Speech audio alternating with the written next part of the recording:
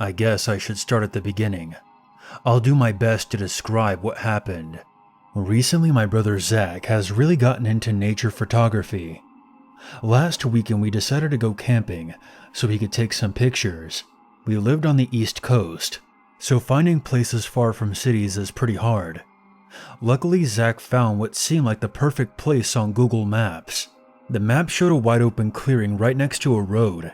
It appeared to be a few hours' drive, but we decided to give it a shot. I packed up our gear and our dog Major. My brother loaded the car with his camera equipment, and we set off towards the spot.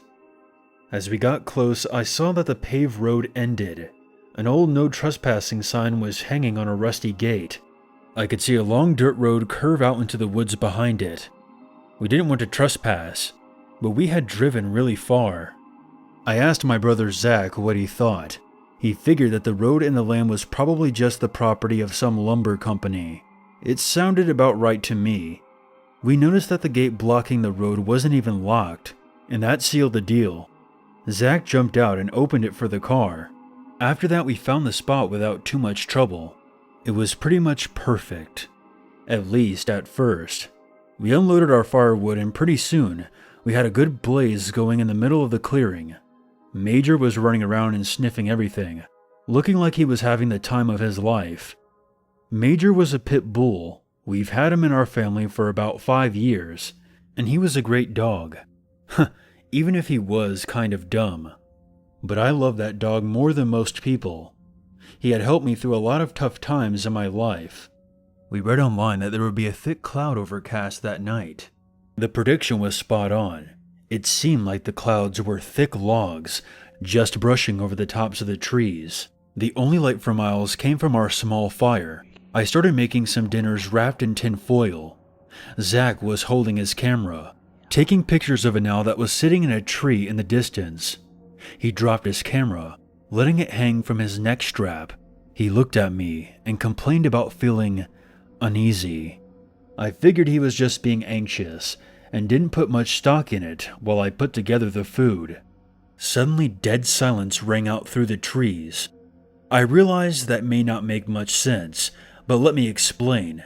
If any of you have ever gone camping in the forest, you know that there's almost constant sounds of crickets, frogs, and the occasional owl. It stopped in a split second. I stood up from my chair and looked into the woods. A distinct clicking sound came echoing into the clearing.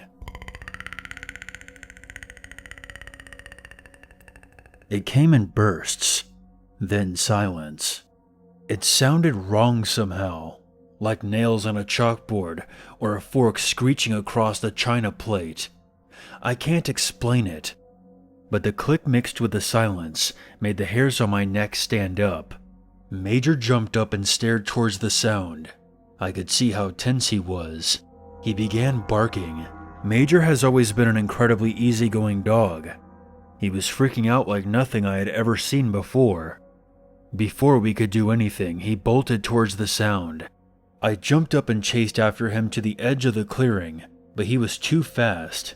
He reached the tree line and disappeared into the darkness.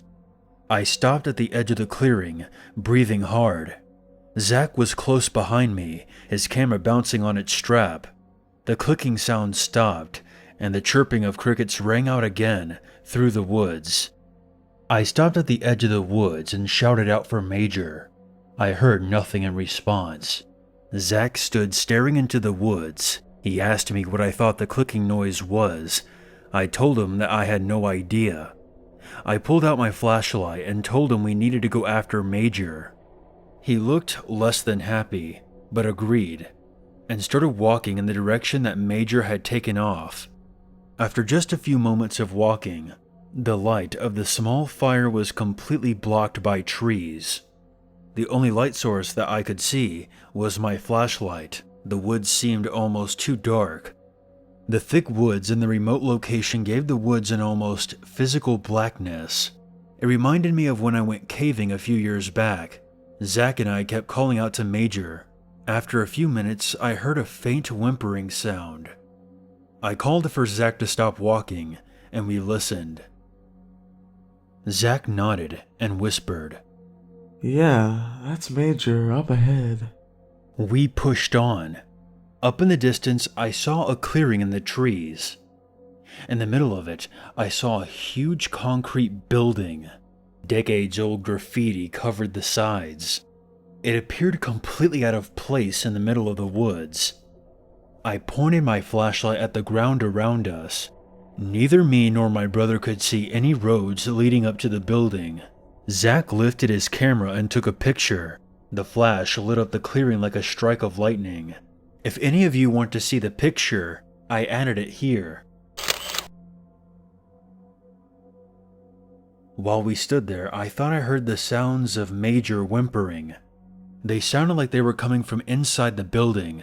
I started walking towards the building. That's when Zack called out. Hang on, man. Let's think about this for a second. I got pretty mad. I wanted to get my dog, who was scared and alone in this creepy building. I told Zack he was being ridiculous, especially if he was scared of some clicking. He whispered back to me. All I'm saying is, let's be careful, alright? No sense running in and cutting a leg open on a rusty piece of metal. I wish I had the sense to listen to him. We walked towards the building. A heavy metal door hung from its hinges in front of the building. I walked through the doorway and started calling out to Major again. I heard Zack step through the door behind me as I made my way deeper into the structure. The floor and walls of the hallway were all made of rough concrete. I saw graffiti that must have been decades old covering the walls. I made my way to the end of the hallway and turned to the right. As I made the turn, I saw a pool of something discolored on the ground. A heavy stench of decay hit me like a wave. My flashlight flickered and went out. I stood in the darkness, clicking the button, but nothing happened. I figured the batteries must have run out. I unscrewed the battery cap, switched the position of the batteries, and put it back on. The flashlight flicked on, but the light was faint. It spilled over what was clearly several-day-old deer carcass lying on the ground. Its head was nowhere to be seen. Zack started retching and coughing into his sleeve. You think a bear lives in here or something? He said between coughs. My flashlight died again. The darkness was absolute. The stench filling my nostrils made it hard to breathe. I called out again to Major. I heard Zack fiddling with his camera. Here. He moved it in front of me. The camera flashed, lighting up the hallway for a split second. It'll help some, but not much. Maybe we should go back for some more lights. I'll link that picture. The deer is just out of frame at our feet. I shook my head, even though it was pointless in the dark. I heard a yelp of fear and pain from the distance. Just keep taking pictures. We walked down the hallway, careful to step around the deer. Every 3 seconds or so, Zack took a picture, lighting up the hallway and the rooms on either side that we passed. Some of the rooms had pools of fluid spilling into the hallways. Zack stopped suddenly, and I ran into his back. What is it? He didn't respond, staring at his camera's display. What is that? He whispered under his breath. He was staring at this picture. Then I heard it. A noise echoed down the hallway. Getting louder. I felt numb. I stared into the blackness, not able to see anything. Zack took another picture, and the light flashed out. I saw it, whatever it was. It almost looked like a human, but deathly white, pale, and naked. It had unnaturally long arms with claws that extended at least a foot from each finger. I saw something dark red all over its chin and chest. It must have been dried blood. It was on all fours, staring at us. Here is that picture. I shouted for Zack to run. I grabbed his shoulder and we sprinted back down the hallway. I saw one more flash from Zack's camera, just in time to step over the deer's body. We ran out of the building and into the woods. I don't know how we made it through the woods and back to the campfire, but once we did, we didn't even pause to pack up our things. We jumped into the car and drove out of there. All of this happened yesterday. I can't stop thinking about Major. We left him there with whatever that thing was. Every time I think about it, my hands shake. Still, I can't stand the thought of Major being out there alone. We are gonna have to go back. We'll bring some weapons and more lights, and I hope that'll be enough. I would call the police, but what are we gonna tell them? We were trespassing. No, it has to be us.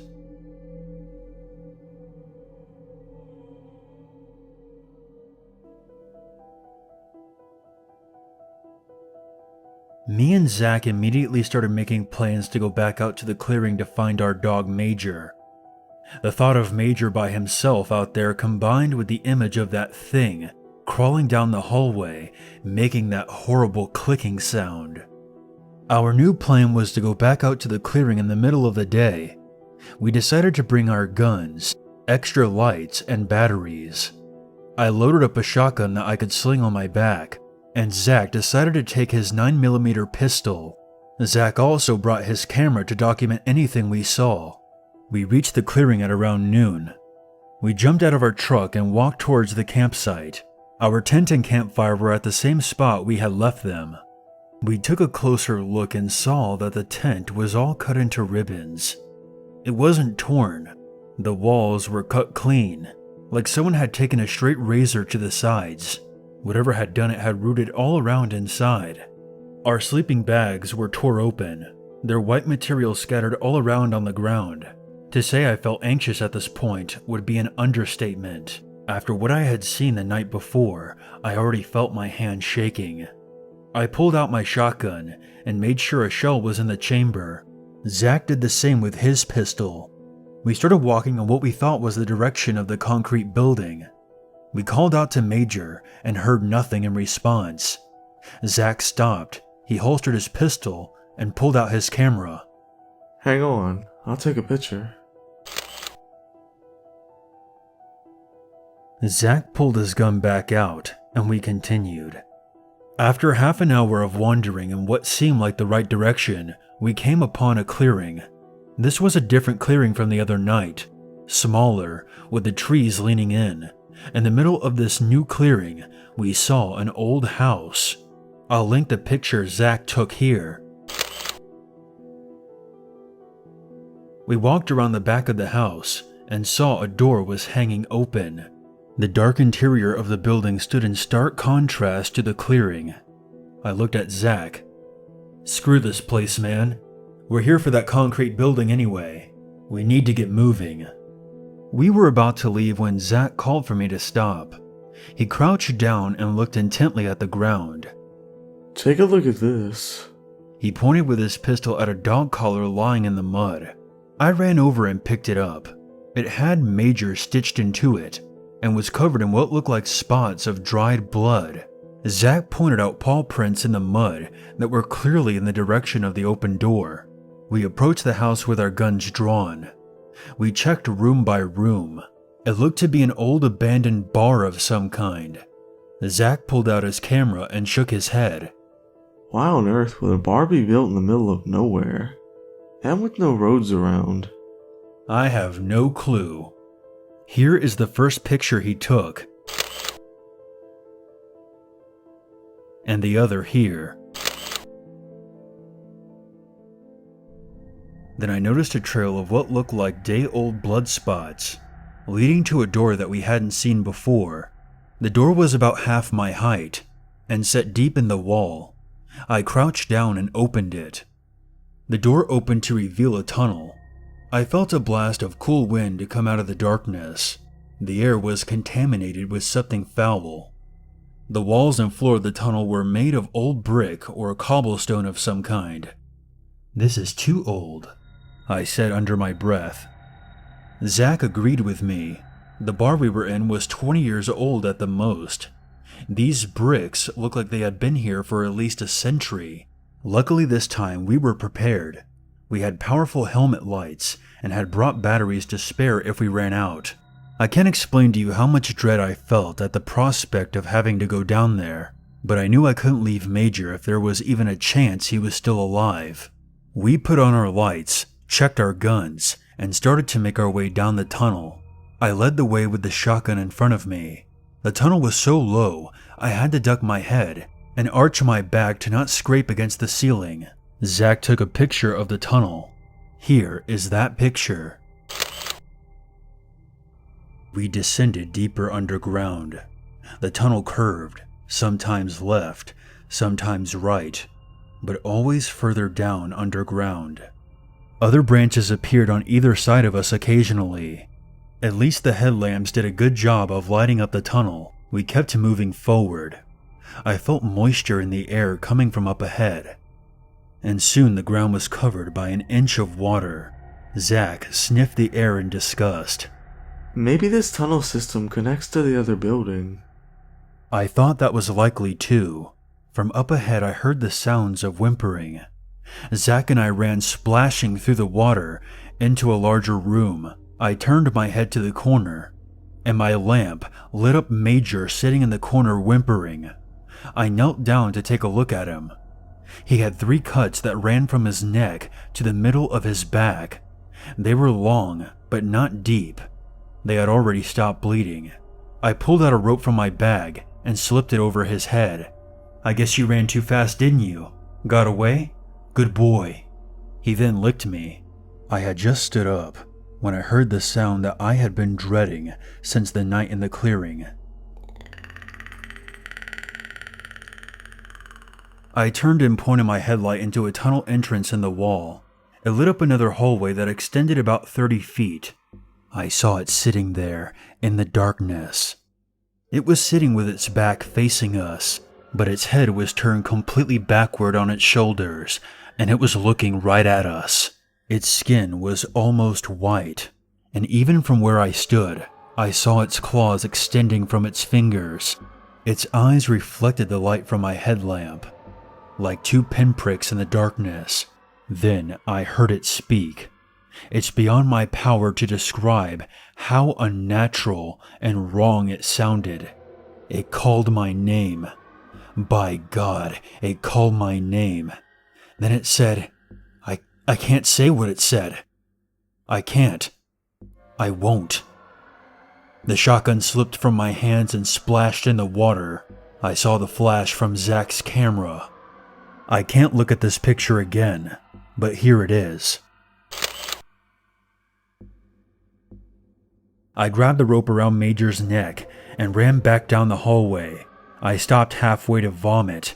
I spat, then kept running, Zack close behind me. I ran through the house and back out to our truck. We jumped in with Major and sped away. We made it back to our house, and I got Major the treatment he needed. A few days have passed since then. I wish I could say that was the end of it, but I've started seeing it everywhere. It stands in the corners of rooms, staring at me. When I look into mirrors, I see it behind me. It sits at the foot of my bed at night. I hear its whispers when the wind blows. It's calling me.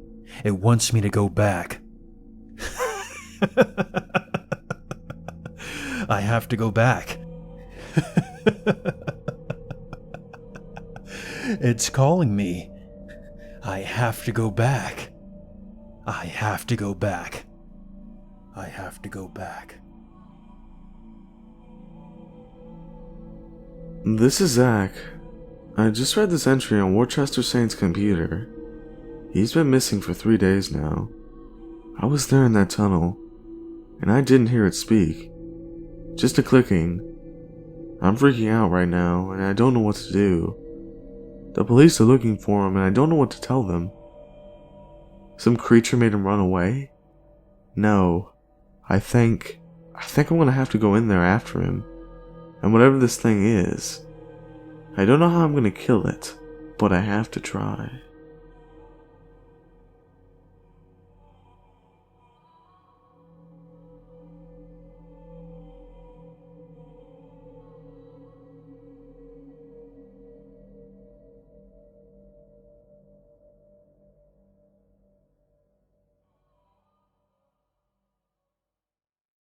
There's always a reason to be afraid.